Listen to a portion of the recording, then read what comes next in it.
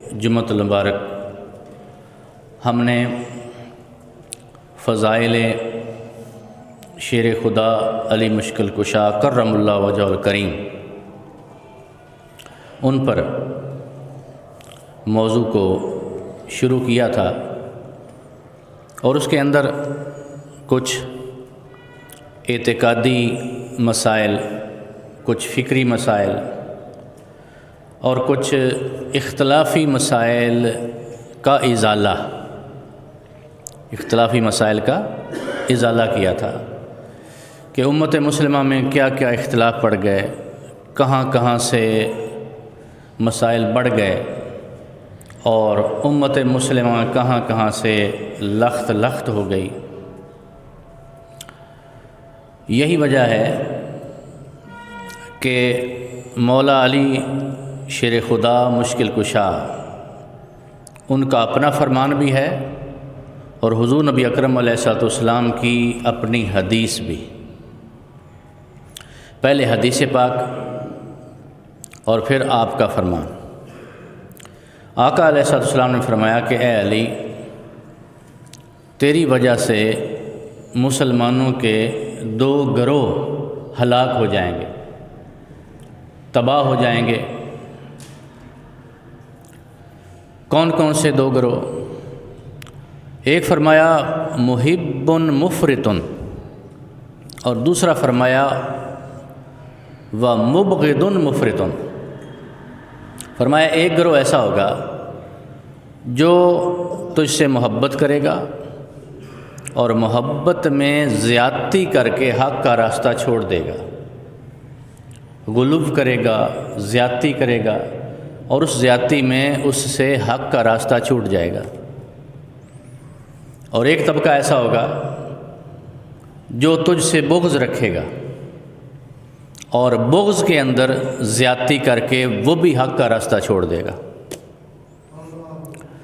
اور فرمایا کہ سچائی، درستگی اور ایمان کا راستہ نہ یہ ہوگا نہ وہ ہوگا، بلکہ دونوں کا درمیانی راستہ ایمان کا راستہ ہوگا۔ مطلب کیا کہ محبت بھی کریں گے اور بغض بھی نہیں رکھیں گے۔ تو محبت کے اندر جو غلو ہے سوائے آقا علیہ الصلوۃ والسلام کی ذات کے ساتھ، وہ کسی کے لیے بھی روا نہیں ہے۔ حضور نبی اکرم علیہ الصلوۃ والسلام کی ذات اور ذات بابرکات ایسی ذات ہے کہ قرآن مجید کی کئی آیتیں اشارتاً وَتُوَزِّرُوهُ وَتُوَقِّرُوهُ کے تحت علماء فرماتے ہیں کہ اس کے اندر جو تعظیم بیان کی گئی ہے وہ فقط حد کے اندر نہیں بلکہ حد سے زیادہ کریں تو پھر توقیر کا حق ادا ہوتا ہے، حد سے زیادہ کریں تو تعظیم کا حق ادا ہوتا ہے۔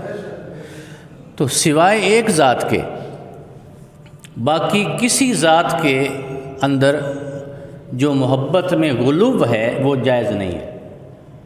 آقا علیہ السلام کی ذات تو وہ ذات ہے کہ آپ کے لیے علماء فرماتے ہیں کہ آپ کے زمانے میں اگر کوئی صحابی نماز پڑھ رہا ہوتا نا، نماز، اور نماز کی حالت میں آقا علیہ السلام بلائیں یا بلال یا ابا طلحہ یا ابو بکر یا علی، تو اس کے لیے حکم تھا کہ وہ نماز جہاں بھی تھی وہیں سے چھوڑ کر آقا علیہ السلام کی بات سننے آ جاتا تھا، نماز چھوڑ کر۔ ایسا ہی واقعہ ہوا، آقا علیہ السلام نے صحابی کو بلایا، وہ نماز مکمل کر کے گئے اور جا کے کہا لبیک یا رسول اللہ، حضور میں حاضر ہوں۔ فرمایا تمہیں پتہ نہیں کہ میں نے تمہیں بلایا تھا؟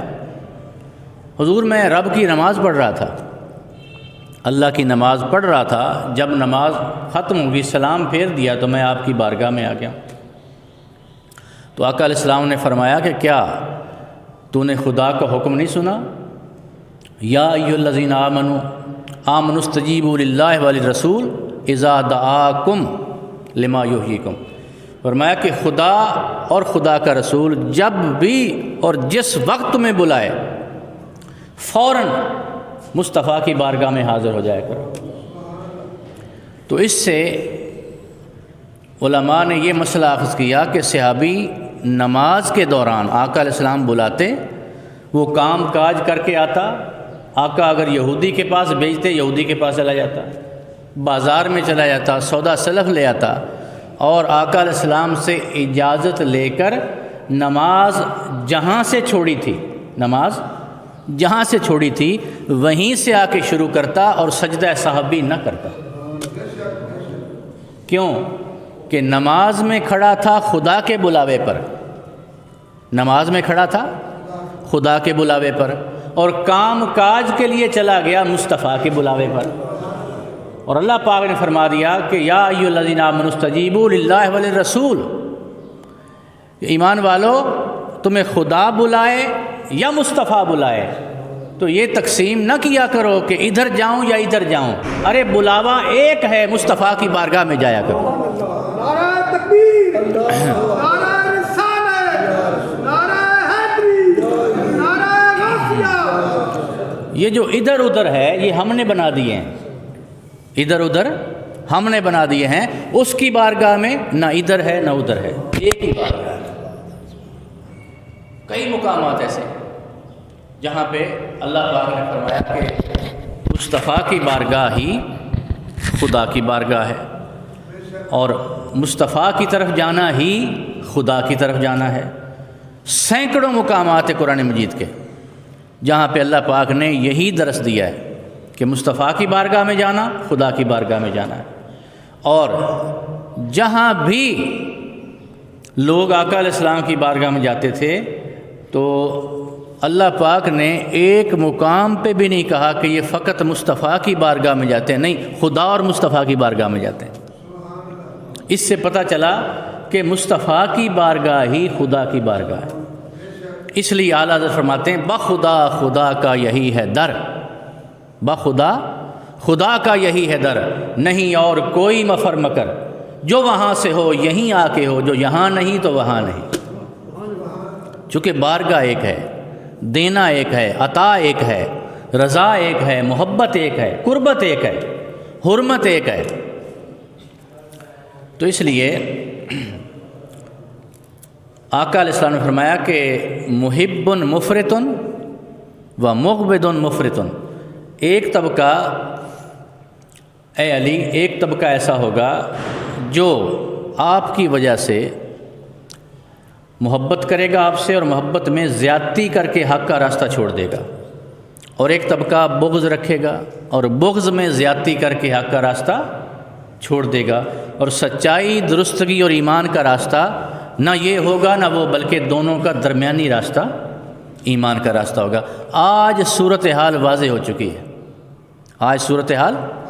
واضح ہو چکی ہے، تھی تو واضح آقا علیہ السلام کے دور میں بھی، جو میں نے پچھلے جمعۃ المبارک کو ذو خویسرہ تمیمی کی حدیث بتائی تھی کہ آقا علیہ السلام کی طرف پشت کر کے وہ چل پڑا، اور آقا علیہ السلام نے علامتیں بیان کی کہ اس سے سلامت کے لوگ آخری زمانے میں پیدا ہوں گے، اور ان کی علامتیں دیکھ لو، یہ شخص انہی میں سے ہے، میری گستاخی کر رہا ہے اور مجھے تقوی اور توحید کا درس دے کے جا رہا ہے۔ اس نے کھڑے ہو کر کہا تھا اتق اللہ، اے رسول اللہ سے ڈرو، تو تقوی توحید کا درس رسول کو ڈرا رہا ہے۔ تو آقا نے فرمایا کہ اے بدبخت، تباہ ہو جاؤ۔ بخاری مسلم کی یہ متفق علیہ حدیث ہے کہ کیا مجھ سے زیادہ بھی کوئی خدا سے ڈرنے والا ہے؟ تو یہ بات آقا نے کی تو وہ پشت کر کے چلا گیا۔ صحابہ کرام جلدی پشت نہیں کرتے تھے اجازت لیتے وقت، پیچھے پیچھے ہٹتے جاتے تھے، منہ آقا علیہ السلام کی طرف رکھتے، پیچھے ہٹتے جاتے پھر آگے جا کر اپنے سفر پہ روانہ ہو جاتے۔ لیکن اس نے فوراً پشت پھیری تو آقا علیہ السلام نے فرمایا اس شخص کا حلیہ نوٹ کر لو۔ وہ میں نے تفصیل کے ساتھ پچھلے جمعۃ المبارک کو بیان کر دیا تھا۔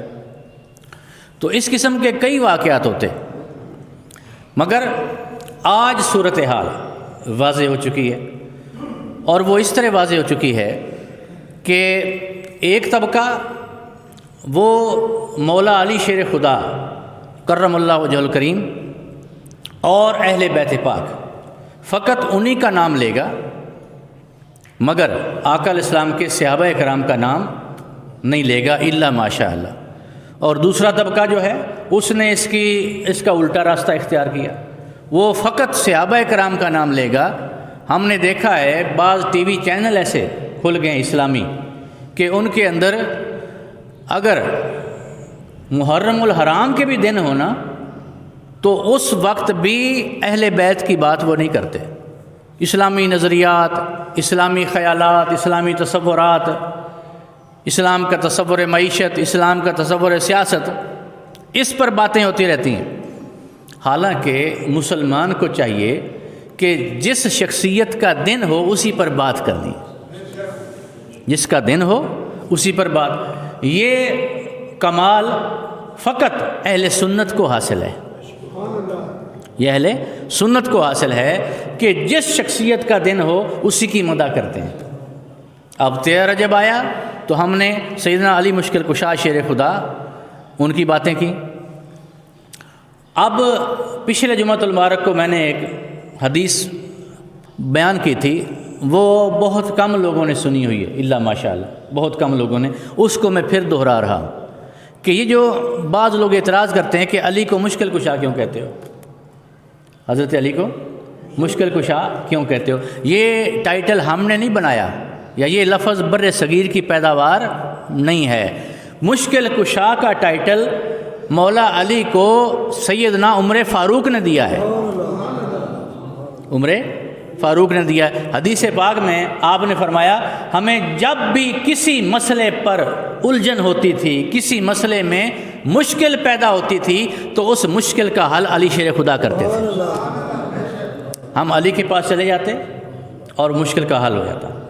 یہی وجہ ہے کہ حضرت عبداللہ ابن مسعود فرماتے ہیں کہ انزل القرآن علی سبعۃ احرف وَلِكُلِّ آیَةٌ مِّنْهَا ظَاہِرٌ وَبَاطِنٌ وَإِنَّ علی ابن ابی طالب عندها من الظاہر والباطن. فرمایا کہ قرآن مجید 7 مختلف قرأتوں پہ اترا ہے. قرآن مجید کی مختلف 7 قرأتیں ہیں. کتنی؟ 7 قرأتیں. ہمارے پاس ایک ہی ترجیح اس کو دی جاتی ہے، ایک ہی رواج پذیر ہے، ایک ہی قرأت ہے.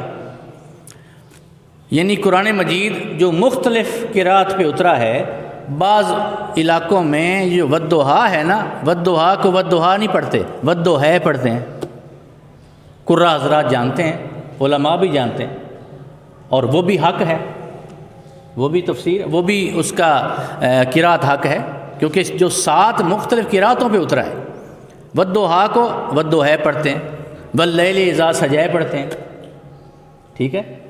اسی طرح بڑی بڑی اس کے اندر علمی نکتے ہیں کہ امام حسن مجتبیٰ، ہم قرآن مجید کی آیت یہی ہے نا والضحیٰ کے اندر وَوَجَدَكَ ضَالًّا فَہَدَىٰ، جس کا بعض لوگوں نے ترجمہ کر دیا کہ ہم نے معاذ اللہ آپ کو گمراہ پایا تو ہدایت دے دی، آپ کو بے راہ پایا تو ہدایت دے دی. اور اعلیٰ حضرت نے کیا کہ اے حبیب آپ کو اپنی محبت میں وارفتہ پایا تو ہدایت دی، اپنی محبت میں. اور وہ بھی انہوں نے قرآن سے لیا ہے ضالًا. اور جب یعقوب علیہ السلام نے غلبہ محبت میں کہا تھا کہ مجھے یوسف کی خوشبو نظر آ رہی ہے، تو یوسف علیہ السلام کے بھائیوں نے کہا تھا یعقوب علیہ السلام کو، ان کے بیٹوں میں نے کہ انک لفی ضلال مبین، اے ابا جان آپ تو اپنی پرانی محبت میں ہی مبتلا ہیں. وہاں دلال کا معنی ہر ایک نے محبت کیا ہے، اور وہاں یہاں دالن کا بعض لوگوں نے گمراہی کر دیا معاذ اللہ. اب دیکھو اگر آپ قرآن مجید ہی کا ترجمہ کرنا چاہتے تھے تو یہاں بھی محبت ہی کر دیتے، لیکن نہیں کیا. وہ اندر کا بغض ہوتا ہے، اندر کا بغض ہوتا ہے. آپ کو بھولا ہوا پایا تو ہدایت دے دی. تو قرآن مجید ایک سمندر ہے، تو اس کے اندر مختلف قرأت. اب امام حسن مجتبیٰ وہ پڑھتے ہوتے تھے وَوَجَدَكَ ضَالًّا نہیں پڑھتے تھے، ضَالٌ، کیا ضَالٌ پڑھتے تھے. اس کا معنی کیا بن گیا؟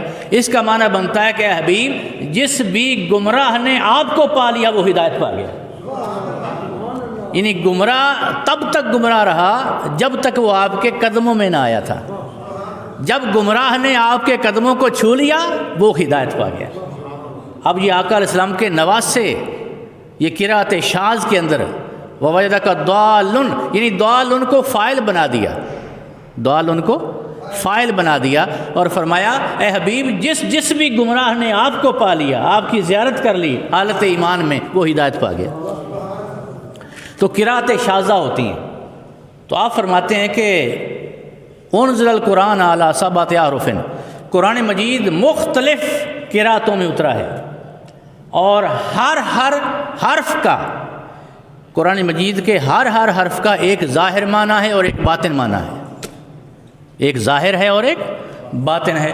اور فرماتے ہیں کہ اے حضور کے صحابہ، میں تمہیں بتا دوں ایک شخصیت صحابہ کرام کے اندر ایسی بھی ہے، اور وہ علی شیر خدا کی شخصیت ہے کہ جس کے دامن میں اللہ پاک نے ظاہر قرآن بھی رکھ دیا، باطن قرآن بھی رکھ دیا۔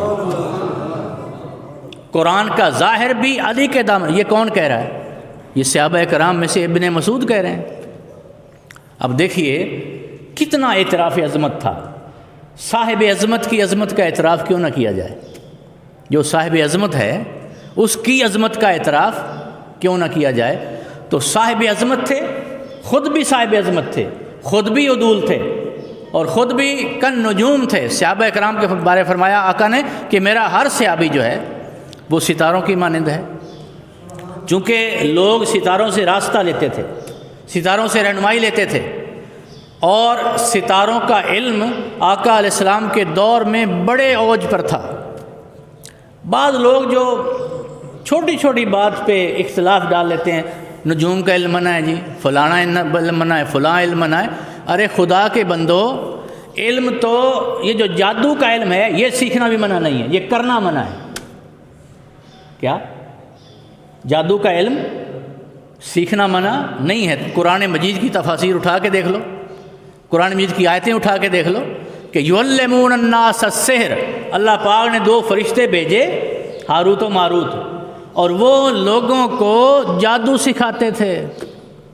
پہلے منع کرتے تھے بھی نہ سیکھو، لوگ کہتے نہیں ہم نے فقط علم حاصل کرنے کے لیے سیکھنا ہے، وہ سکھا دیتے، آگے جو مرضی اس کا اطلاق کرتے، لیکن اس کا بھی سیکھنا منع نہیں ہے، کرنا منع ہے۔ تو نجوم کا علم ایسا تھا۔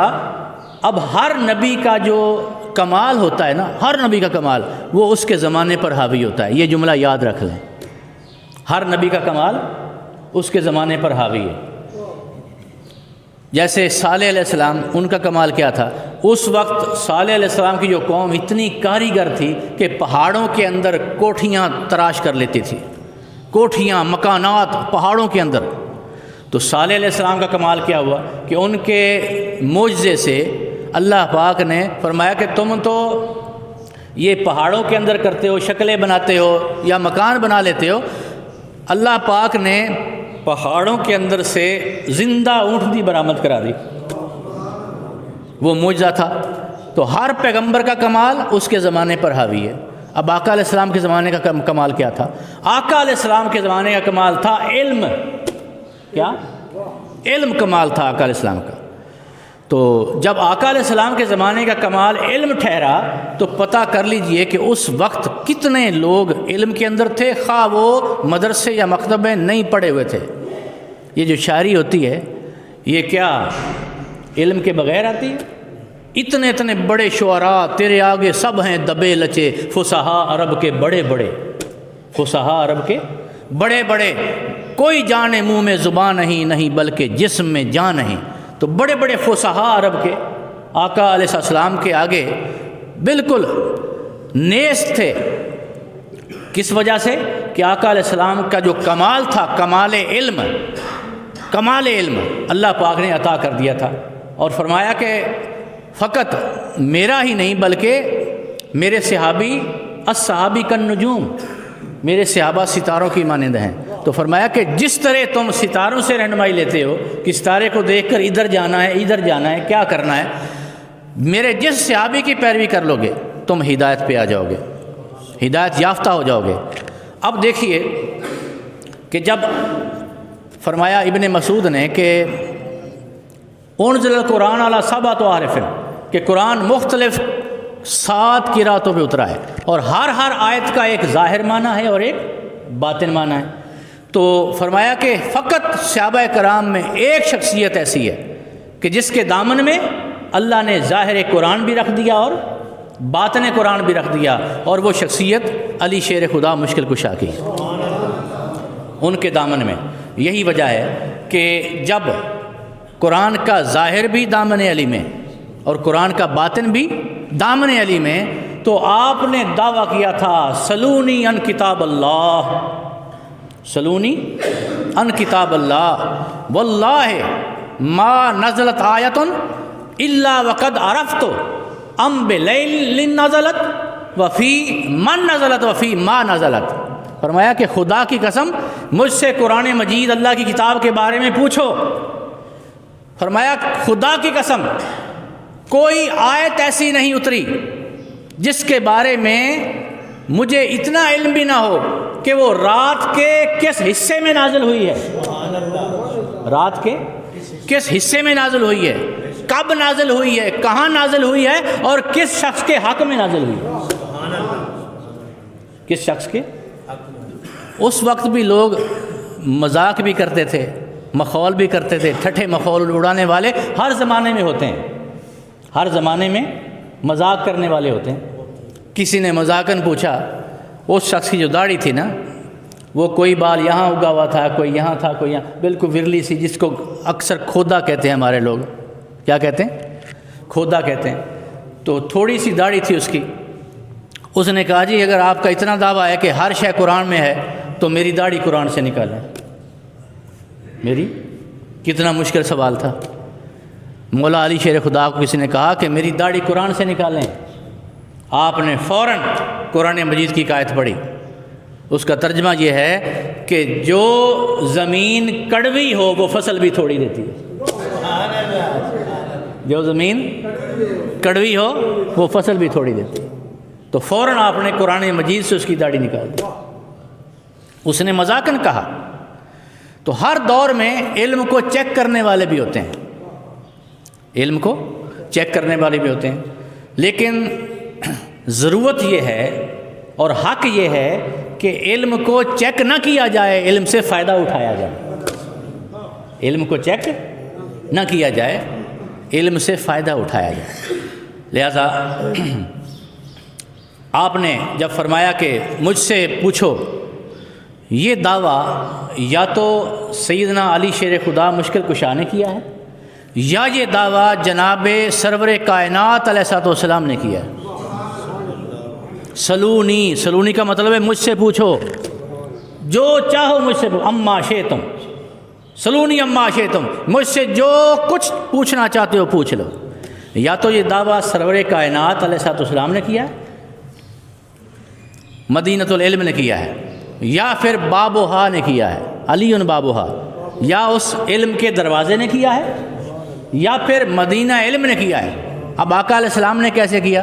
آقا علیہ السلام کے ہاتھ میں 2 کتابیں تھیں، آپ کے ہاتھ میں 2 کتابیں، آپ تشریف لا رہے ہیں، صحابہ کرام کا مجمع ہے۔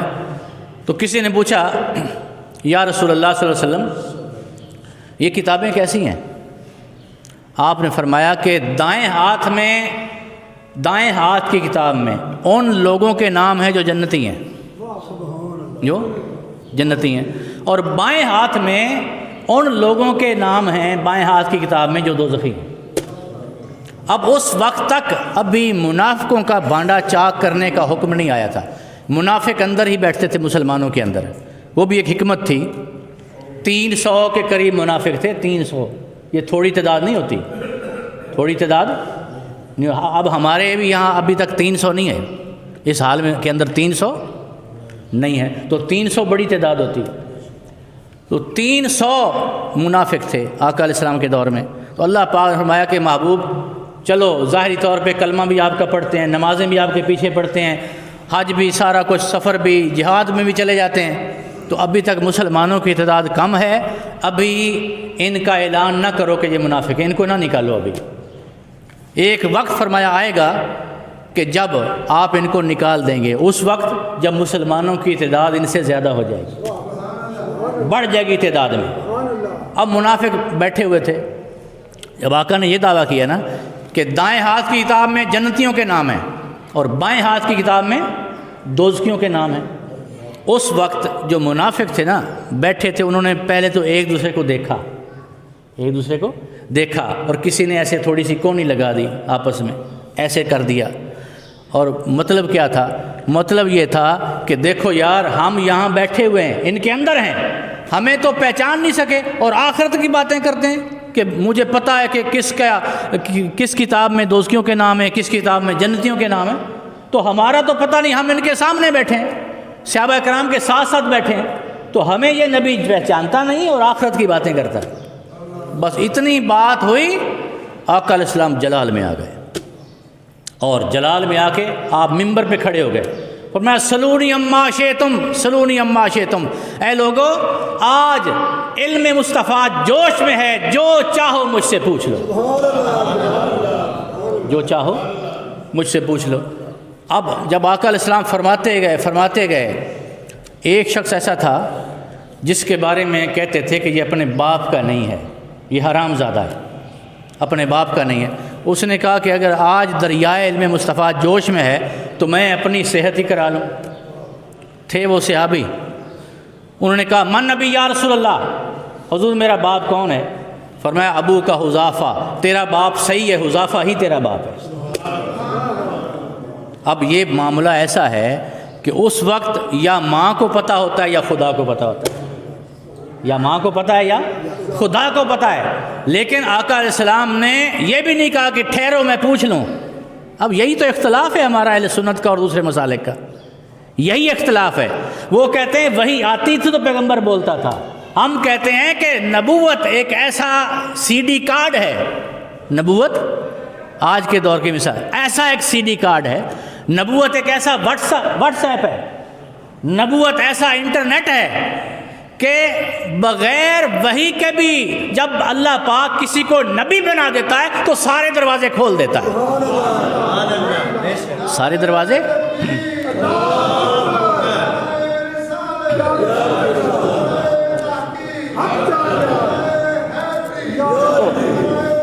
تو اس نے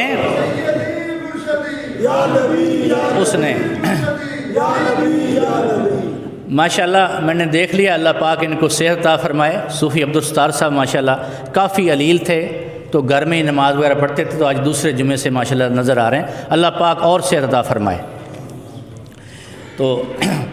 تو فرمایا کہ آقا علیہ السلام کا جو نبوت ہے، جب کسی کو نبوت مل جاتی ہے، نبوت کا معنی ہی غیب کا ملنا ہے، نبوت کا معنی ہی غیب کا ملنا ہے، تو اس میں کوئی اختلاف نہیں۔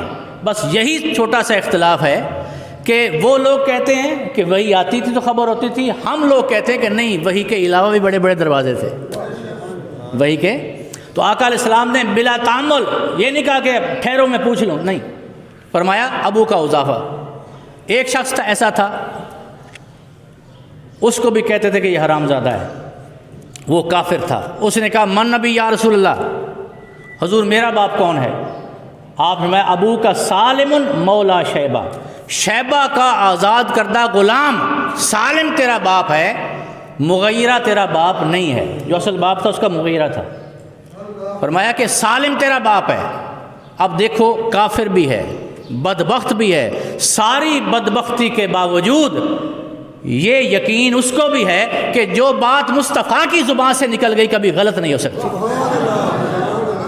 فوراً گیا، تلوار لے کر اپنے گھر گیا، اپنی والدہ کو تلوار نیام سے نکال لی، اس نے کہا اے ماں آج سچ بتا، آج مسلمانوں کے نبی نے میرے متعلق یہ کہا ہے، سچ بتا میں کس کا نطفہ ہوں، کس کا بیٹا ہوں۔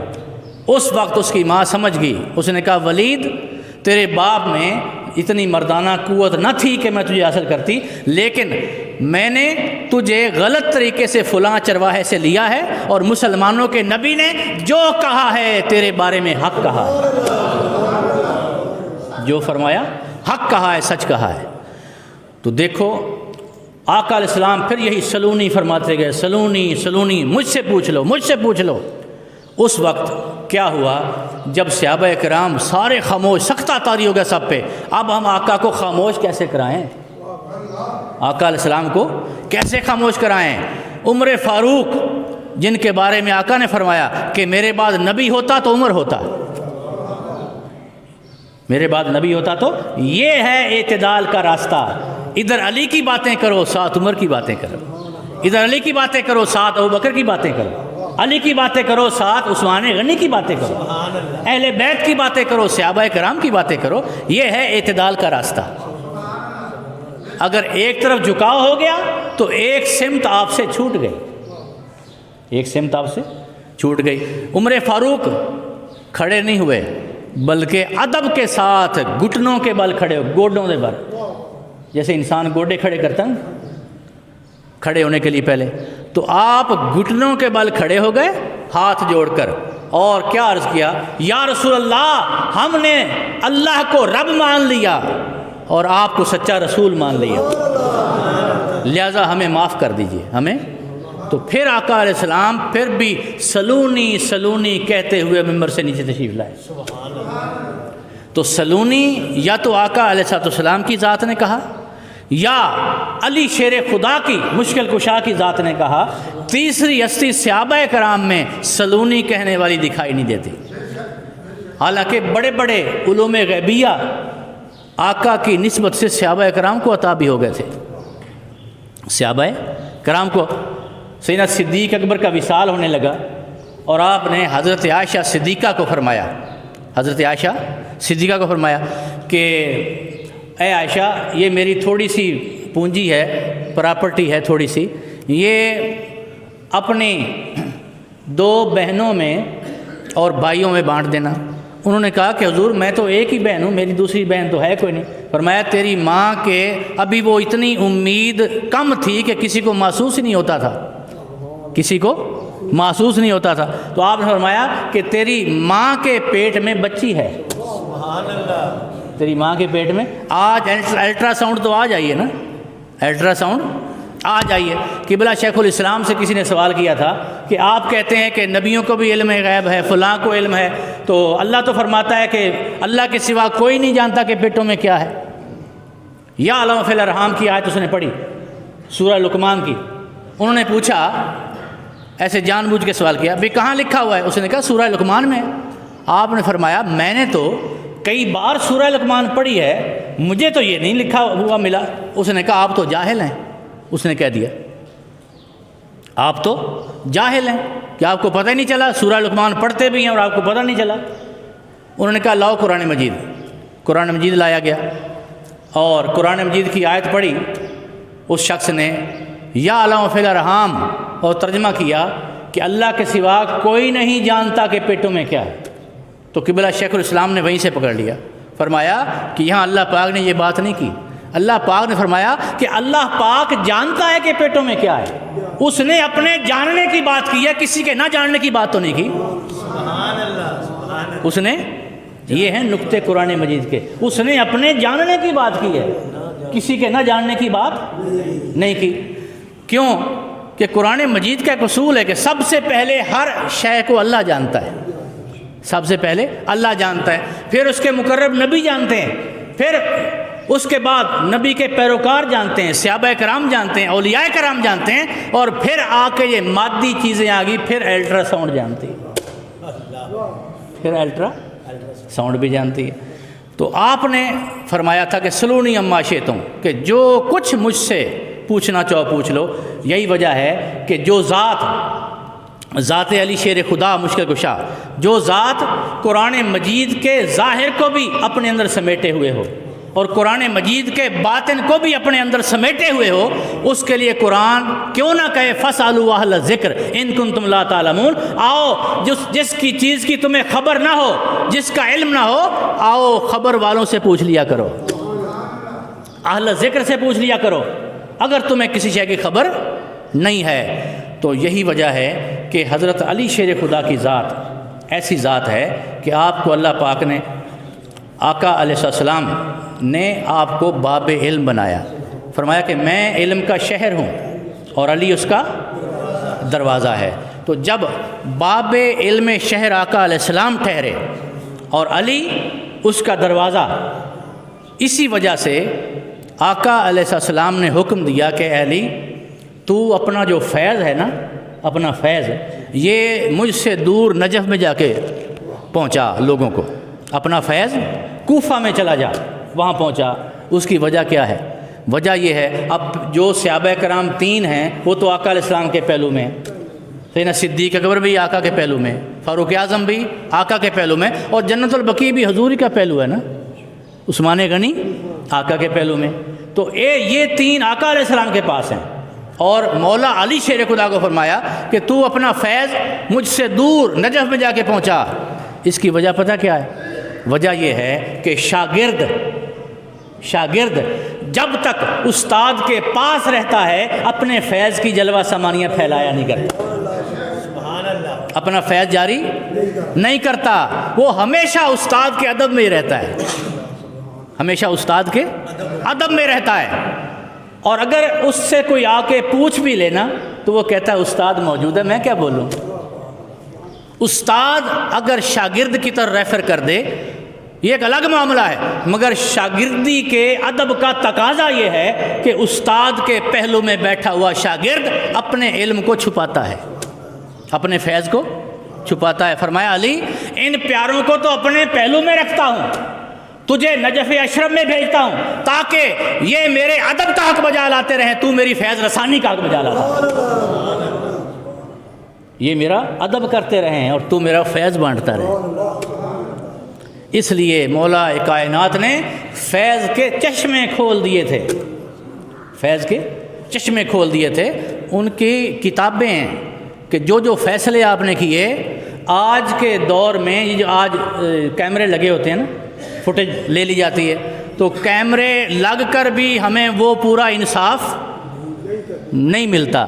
انشاءاللہ تعالی ہم کسی جمعۃ المبارک کو جب ان کا کوئی موقع آگے آئے گا نا تو ہم ان کے جو فقط فیصلے ہیں نا، فیصلے وہ آپ کو بتائیں گے اور آپ حیران ہو جائیں گے کہ اس وقت مولا علی شیر خدا نے کیا کیا فیصلے کیے ہیں۔ لوگ مذاق کرتے تھے، میں نے کہا نا کہ وہ پہلے شخص نے مذاق کیا میری داڑھی قرآن سے نکالو۔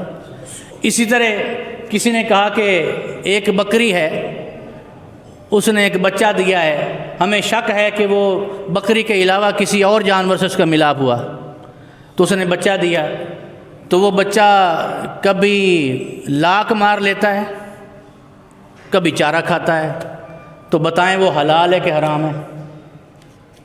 کتنا مشکل سوال ہے، کتنا مشکل سوال ہے۔ تو ہاں آپ نے فرمایا بھئی اگر تو وہ صرف لاک ہی مارتا ہے تو حرام ہے، اگر چارہ کھاتا ہے تو حلال ہے۔ اب اس شخص نے کہا کہ کبھی لاک مارتا ہے کبھی چارہ کھا لیتا ہے، اب بتائیں کہ وہ حلال ہے کہ حرام ہے؟ اتنے مشکل سوال کرتے تھے لوگ۔ تو آپ نے فرمایا کہ اب مجھے بات ذہن میں نہیں آ رہی کہ آپ نے آگے کیا فرمایا تھا۔ بہرحال اس کو بڑا اتھینٹک جواب دیا، اس کو اتھینٹک جواب دیا، یہ میں کسی موقع پہ انشاءاللہ بیان کر دوں گا۔ تو فرمایا کہ آقا علیہ السلام نے فرمایا الناس من شجر شتیٰ ولکن انا وعلی من شجرۃ واحدہ۔ فرمایا کہ لوگ مختلف درختوں سے، مختلف شاخوں سے پیدا ہوئے ہیں، لیکن اللہ پاک نے مجھے اور علی کو ایک ہی درخت سے پیدا کیا ہے، ایک ہی درخت سے پیدا کیا ہے۔ ہمارے درخت بھی ایک ہے، ہماری شاخیں بھی ایک ہیں۔ یہی وجہ ہے کہ جب آقا علیہ السلام نے سب صحابہ کرام کو مواخات کے موقع پر بھائی بھائی بنا دیا تھا نا، بڑی مشہور حدیث ہے، بھائی بھائی بنا دیا، تو سب صحابہ کو بھائی بھائی بنا دیا، جائیداد میں شریک کر دیا، سارا کچھ کر دیا، مگر حضرت علی کو کسی کا بھائی نہ بنایا، کسی کا بھائی۔ یہ باتیں لوگ اختلاف کی طرف لے جاتے ہیں کہ لو جی دیکھ لو، نہیں، بلکہ آقا علیہ السلام کا ایک خصوصی فیض ہے مولا علی شیر خدا کو، تو سب کو بھائی بھائی بنا دیا۔ تو مولا علی کی چشمان مقدس سے آنسو رواں ہو گئے، تو اور آقا فرمایا، آقا نے علی کیوں روتے ہو؟ عرض کیا حضور آخیت بینہم، حضور آپ نے سب کو بھائی بھائی بنا دیا، ولیکن لا تواخی بینی بینہم، لیکن مجھے کسی کا بھائی نہیں بنایا۔ تو آپ نے کیا فرمایا؟ فرمایا علی میں تجھے کسی کا بھائی کیوں بناتا، اللہ نے مجھے اور تجھے دنیا و آخرت میں بھائی بھائی بنا دیا، مجھے اور تجھے دنیا میں بھی بھائی بنا دیا اور آخرت میں بھی بھائی بنا دیا۔ اسی وجہ سے آپ کو شہر علم کا باب بنایا کہ یہ باب علم ہے اور میں اس کا دروازہ ہوں، اور دروازے کی علامت یہ ہے کہ چاروں طرف فصیل ہوتی ہے، چاروں طرف فصیل ہوتی ہے، چار دیواری ہوتی ہے۔ جب چار دیواری ہوتی ہے چاروں طرف تو پھر ہی دروازہ ہوتا ہے نا۔ اب یہ مسجد ہے، اس کو دروازے ہیں نا۔ اب دروازے بغیر فصیل یا بغیر کوئی چار دیواری ہو تو دروازے کا تو کوئی تصور ہی نہیں رہتا، دروازہ ہی نہیں رہتا، دروازہ ٹکتا ہی نہیں، دروازہ نہیں رہتا۔ جب آقا علیہ السلام نے فرما دیا کہ میں شہر ہوں اور علی اس کا دروازہ ہے، اس کا مطلب ہے کہ چاروں طرف فصیل ہے، چاروں طرف فصیل ہے، اور جو علم مصطفیٰ تک پہنچنا چاہے وہ دروازہ علی سے گزر کے آئے گا۔ دروازہ ہے، اگر وہ فصیل پھلانگ کر آئے گا تو یا ڈاکو کہلائے گا یا چور کہلائے گا، یا ڈاکو کہلائے گا یا چور کہلائے گا۔ اس لیے فیض کے جتنے بھی سلسلے ہیں سوائے ایک آدھ سلسلے کو چھوڑ کے، سلسلہ نقشبندی کو چھوڑ کے، جتنے سلاسل ہیں، سلسلہ قادری آقا علیہ السلام پر منتہی ہوتا ہے حضرت علی مشکل کشا کے واسطے سے، سلسلہ سول وردیہ آقا علیہ السلام پر ختم ہوتا ہے حضرت علی کے واسطے سے، سلسلہ چشتیہ، سلسلہ گولوڑیہ، جتنے سلسلے ہیں یہ سارے کے سارے سلاسل آقا علیہ السلام پر منتہی ہوتے ہیں حضرت علی کے واسطے سے۔ یہی وجہ ہے جنہوں نے غوثیت کے رتبے پائے، غوثیت عظمیٰ کے رتبے پائے، ارے حتیٰ کہ کوئی غوث اعظم بھی بنا تو حضرت علی کے قدموں کے صدقے سے، آپ کے قدموں کے صدقے سے، اور اگر کوئی کتب بنا، کوئی ابدال بنا تو مولا علی کے قدموں کے صدقے سے۔ ارے یہ خانوادہ ایسا خانوادہ ہے کہ اس کی طرف پشت کر کے ولایت تو درکنار، ایمان بھی سلامت نہیں رہتا۔ اس کی طرف کوئی پشت کر دینا تو اس کی وہ سمجھے کہ میری ولایت، اللہ کے بندے اپنے ایمان کی خیر منا، اپنے تو ایمان بھی سلامت نہیں رہتا۔ تو اللہ پاک نے ان کو، ان ذوات مقدسہ کو ایسا عطا کیا ہے۔ تو اللہ پاک ہمارے حال پہ لطف و کرم فرمائے۔ وما علینا الا البلاغ۔